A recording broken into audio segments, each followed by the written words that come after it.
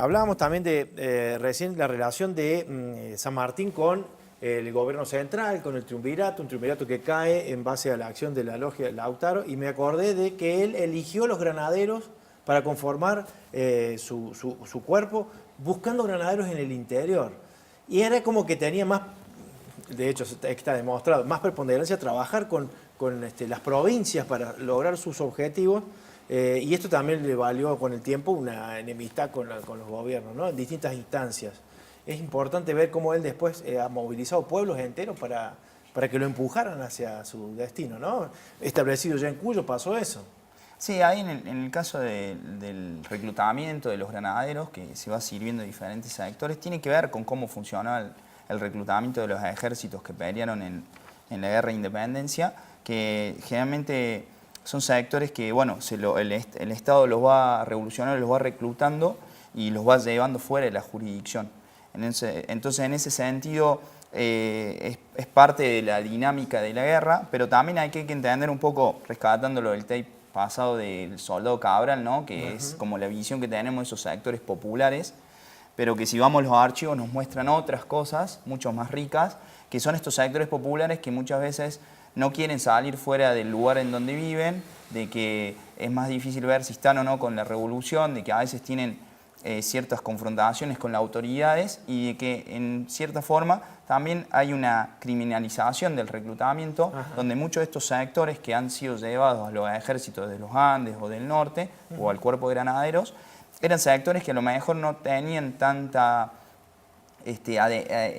injerencia o adhesión o eran considerados problemáticos por la autoridad local de la jurisdicción, por ejemplo Córdoba, y entonces eran llevados fuera de la jurisdicción, eran como lo más susceptibles a ser alejados, porque también había resistencia de estos sectores a dejar la jurisdicción, o las élites buscaban que no se fueran porque necesitaban, por ejemplo, trabajar la tierra o producir en esa jurisdicción. Entonces, eso es muy interesante para pensar también el rol que cumplen estos sectores populares y que un poco como dijo Gabriela, antes a lo mejor estaba esa visión más romántica del soldado Cabral o de los actos escolares de que está vendiendo agua o vendiendo velas, pero en realidad tuvieron un accionar mucho más importante y de que en realidad también tuvieron que jugar y negociar con la autoridad para que participen en las guerras de independencia. Entonces había sectores que estaban de acuerdo, otros estaban más obligados. Entonces así se fue conformando todo este proceso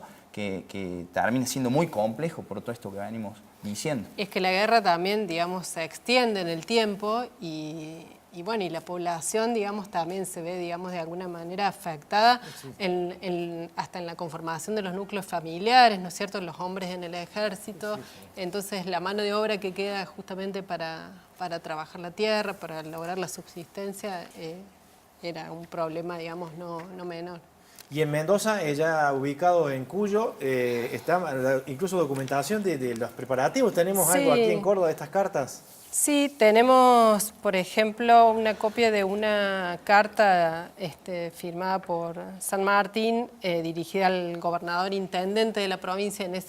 Todavía, digamos, se arrastraba desde el periodo de dominación española la denominación del gobernador, ¿no? Gobernador intendente de la provincia de Córdoba, donde esta carta está fechada en Mendoza el 14 de enero de 1815. Sí. Les leo un pequeño pasaje. Dice: ya he hecho presente a vuestra señoría en 26 del pasado la urgentísima necesidad de pólvora en que me hallo, así para la defensa de esta provincia como para instruir la tropa de la guarnición de esta capital.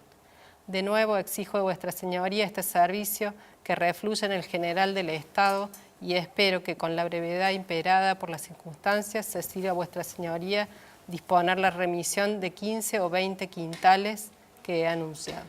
Ahí está, la necesidad de tener lo básico, ¿no?, para un ejército de esa categoría, de esa característica.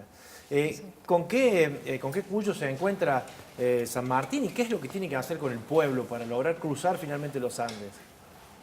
Y San Martín en Cuyo encuentra un gran apoyo popular, un gran apoyo de los sectores populares y de los sectores de cierto poder regional, digamos, que habían alcanzado un desarrollo económico.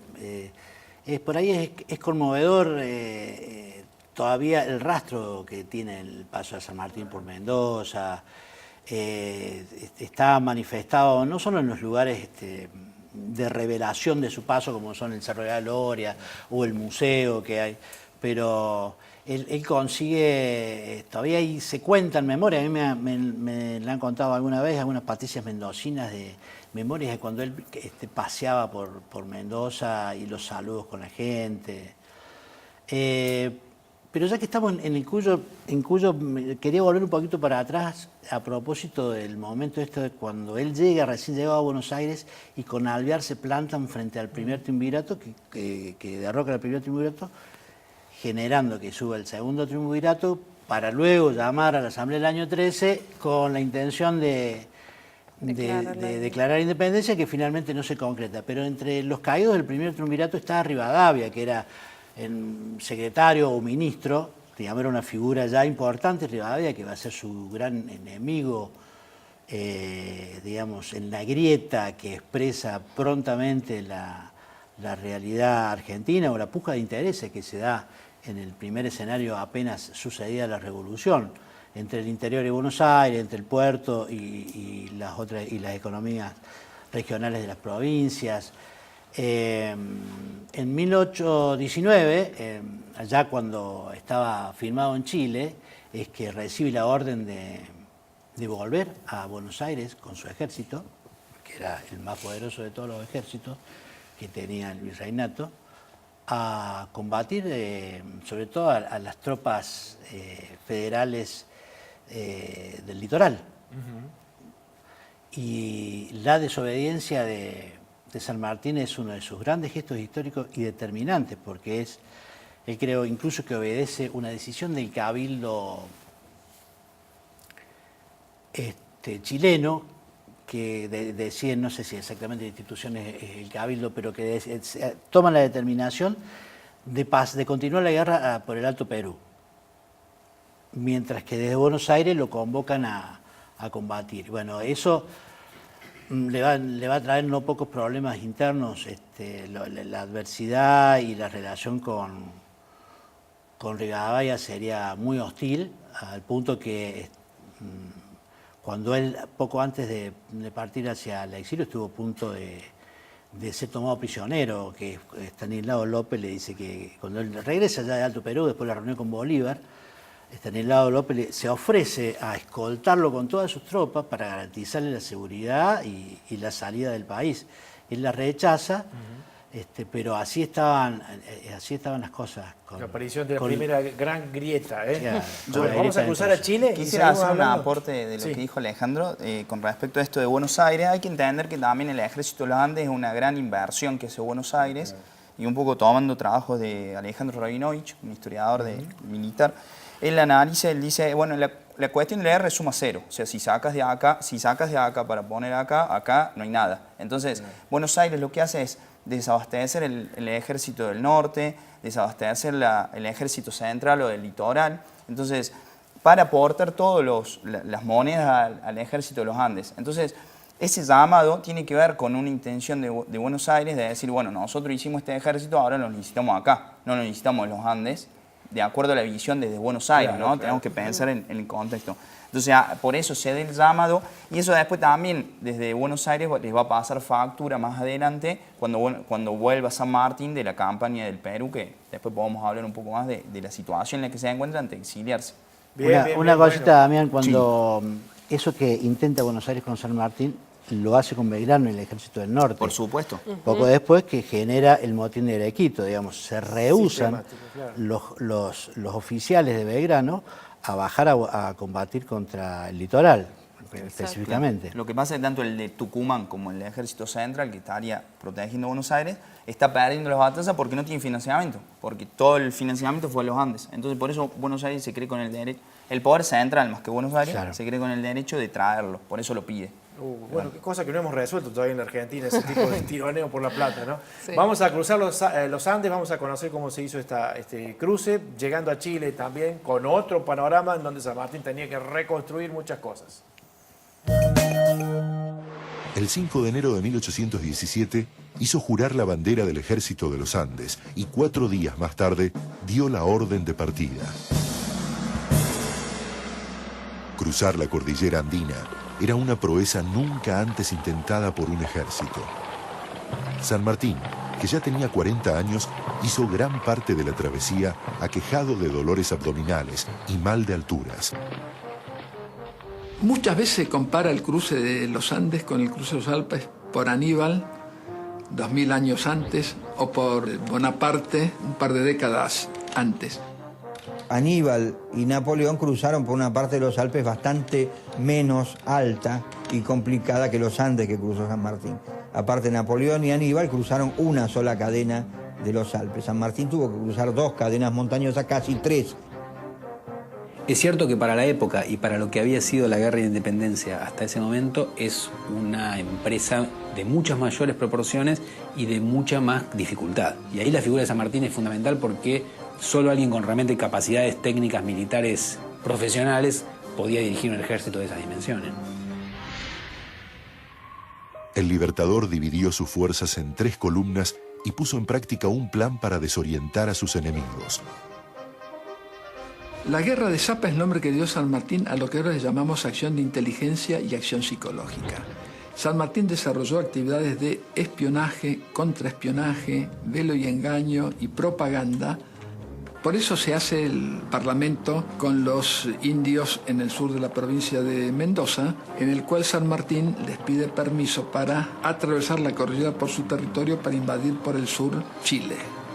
Ese solo hecho no lo iba a engañar al capitán general de Chile, pero lo mantenía en la incertidumbre. Por eso, teniendo el ejército realista efectivos superiores al de San Martín, se vio obligado a distribuirlos en un frente de 800 kilómetros. De esa manera engañó a los realistas, haciéndole creer que iba por un punto o por otro, de tal manera que los realistas subdividieron su ejército porque no sabían por dónde iba a llegar. San Martín logró llegar a Chile con su ejército prácticamente intacto. Atrás quedaban las inclemencias y los ataques de las patrullas enemigas. Finalmente, 3.500 soldados del ejército de los Andes se encontraron con las fuerzas realistas en la cuesta de Chacabuco, al norte de la ciudad de Santiago de Chile. Cuando San Martín avanza hacia la cuesta de Chacabuco, los realistas están puestos sobre esa serranía y lo ven venir. La maniobra genial de San Martín es dividir sus fuerzas, uno por la Cuesta Vieja, por donde manda O'Higgins, y otro por un paso un poco más largo, que es la Cuesta Nueva, para agarrar a los realistas por el flanco. En la madrugada del 12 de febrero de 1817, se inició la batalla que sería crucial para el destino sudamericano. Duró 10 horas y fue una victoria absoluta para las fuerzas patriotas. Uno no se puede imaginar lo que son 10 horas de batalla, ¿no? Lo duro para todos, para los que dirigían, para el pueblo que se sacrificaba de esa manera. Nos parece que nos olvidamos con el tiempo, sí, pero tenemos que valorar a la patria. Bueno, llegaron, dividió las fuerzas con una estrategia fenomenal y desorientó así a los realistas. Qué inteligencia esto lo traería de su entrenamiento en España. Claro, habla un poco de esa capacidad militar que tenía y también la capacidad de sus oficiales, porque digo, cómo funciona ese ejército, que está tan bien preparado. Y también interesante ver cómo se fue haciendo todo el plan, ¿no? Esto que decían de la distracción y de las diferentes noticias que se iban siguiendo. Después es interesante porque generalmente se rescata la primera batalla, que es la que gana, pero el problema es que después viene Cancha Rayada, que es una derrota muy grande para el ejército de San Martín. Y el Cancha Rayada un poco marca el tema de que generalmente nosotros le decimos liberó Chile, y en cierta forma es así, pero el sur de Chile, después del 18, va a estar marcado por una resistencia realista. Entonces muchos de los recursos económicos que tendrían que haberse utilizado para preparar el ejército que iba a ir al Perú se empiezan a destinar para empezar a sofocar esa resistencia realista del sur, que no logra vencer, que no se logran vencer. O sea, San Martín logra mantener la parte de Santiago, eso sí. Entonces, eso también es interesante para entender por qué demora tanto, 2 años después, ir hasta el Perú, ¿no? No es rápida en sí, en un año termina con la resistencia en el Perú. Pero, y esa demora también está gastando recursos y genera fricciones. Entonces, también nos permite entender que el proyecto de San Martín se está haciendo, pero no se está haciendo como se había creído hacer, que se pensaba que era más rápido, de hacerlo más rápido. Pese a todo, se ve que tenía la idea fija. No, sí, por supuesto. Y la mente en claro con esto. La verdad que muestra un poco la época y las batallas y lo que fue la guerra de independencia, el esfuerzo que generó y la violencia. Y en Perú lo espera su hora de esplendor en el suelo americano, es un momento de mayor brillo, su protectorado dicta leyes muy avanzadas, desde la libertad de los esclavos, pero pronto empiezan los problemas, digamos, y esos problemas era que San Martín se quedaba sin espalda de alguna manera, incluso el almirante Cochrane, que lo acompaña, tiene diferencias con él. Hay algunas rebeliones dentro de Perú, por lo menos confrontaciones políticas, divisiones políticas. Y él no tiene el apoyo de Buenos Aires, de un centro de poder político de peso que lo respalde. Y en esas condiciones va a la entrevista con Bolívar, ¿no? En 1822. Así es. Incluso el poder central de Buenos Aires había caído en el 20. O sea, que estaban las provincias, los estados provinciales. O sea, él como que se había quedado sin gobierno, en cierta forma, de donde había partido. Nada fue fácil. Bueno, vamos ahora en un ratito, después de la pausa, vamos a ir a ver qué pasó en Perú, vamos a analizarlo más en profundidad, porque claro, estamos hablando de periodos que son largos, que son extenuantes a lo que tiene que ver con la vida de los hombres, ¿no? De aquella época, que vivían sobre todo, y esto estamos seguros, en la incertidumbre. Ya venimos.